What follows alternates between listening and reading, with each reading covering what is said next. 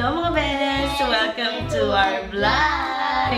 For today, panood ko ng Bon Appetit yan. Pero actually, favorite ko siyang pagkaon na yan. Dahil nakabili na ako ng gochujang. Magluluto na ako. Ang pagkain mga bes ay ang bibimbap!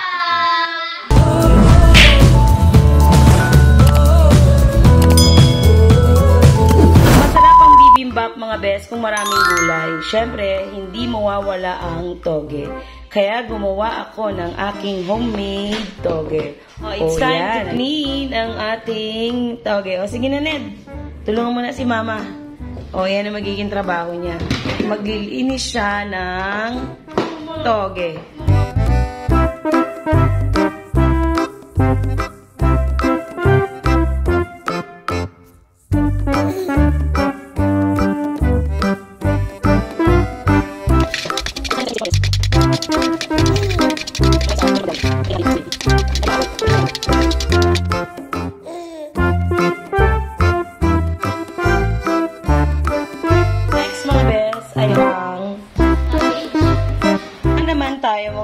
Ng gochujang na sauce.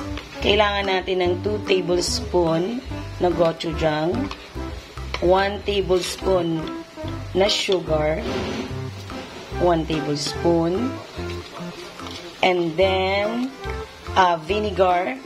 Pwede daw apple cider, rice wine vinegar, or pwede naman, ang gagamitin ko, kasi wala ako nun, red cane vinegar. 1 tablespoon ng sesame oil.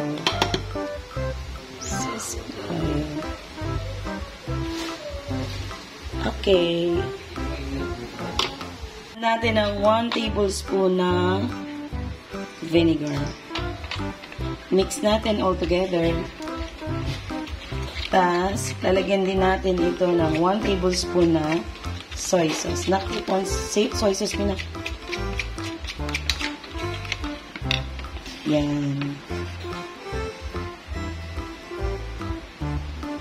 And then, 1 tablespoon ng tubig.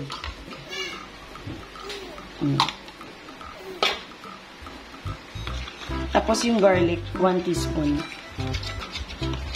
Tikman natin anong lasa nito.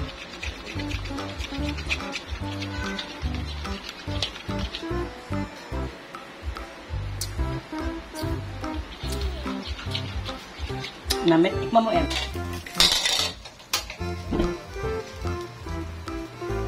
Okay, gusto natin mo din. Konting sesame oil.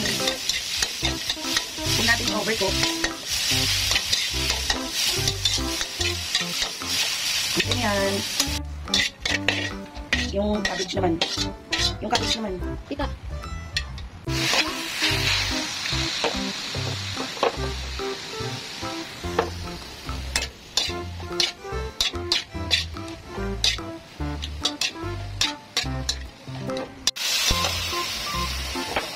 Nababad ko na ito kanina sa asin. Kaya season na siya. Lagyan lang ng konting ground pepper. Yan, para may lasa.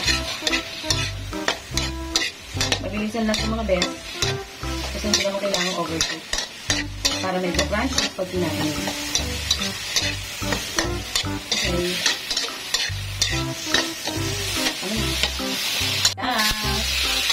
Ayan ating bikini.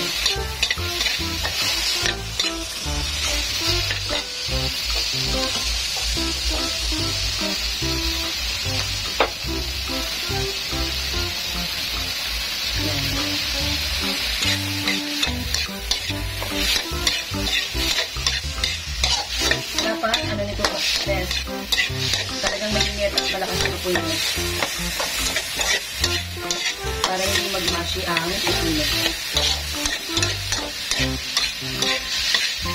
Na babad ko na rin ko sa akin kanina. Kaya hindi ko na kailangan lagyan ng asin. Kaya na ito. Last but not the least, dapat may itlog. Lagyan ng paminta at saka ng asin. Dapat malasa yung itlog mo. Itlog mo yan. Sample natin mga best. Meron siyang carrots, pipino,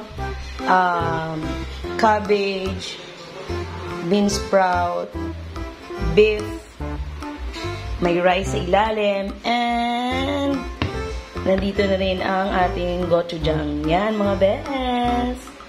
Hello mga best, ito si Ate MM. Try niyang gumawa ng bibimbap. Una muna, rice, bahaw, na malapit pang masunog. Ayan. Apa yan. Ayan mga best. Ganun. And then, susunod na ang mga gulay. Oh, use this tong. Ano? Yan. And then, pipino. Masarap sana ito, te, kung yung sinaing natin, mainit. Kaya lang kasi bahaw yung ginamit namin na kanin. And then, carrots, gilid. Kung meron kang spinach, pwede rin. Kangkong, pwede rin. Isa mo lang yung mga dahon niya. Pero dapat, damihan mo ng toge or bean sprout. Yan. Wow. Susunod is ang beef. Yan, beef. And then, lagyan natin ng sprinkle of, ang arte mo, masarap yan. And sesame seeds. At last but not the least, ay ang itlog pala. Itlog. Lagyan ng itlog sa taas as toppings. At lalagyan ng gochujang. Yan yung pinaka-sauce niya. Ang sarap niyan. O, di ba mga bes? Achieve na achieve.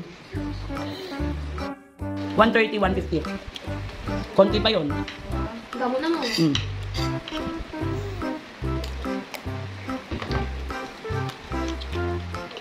Ang sarap ng gochujang.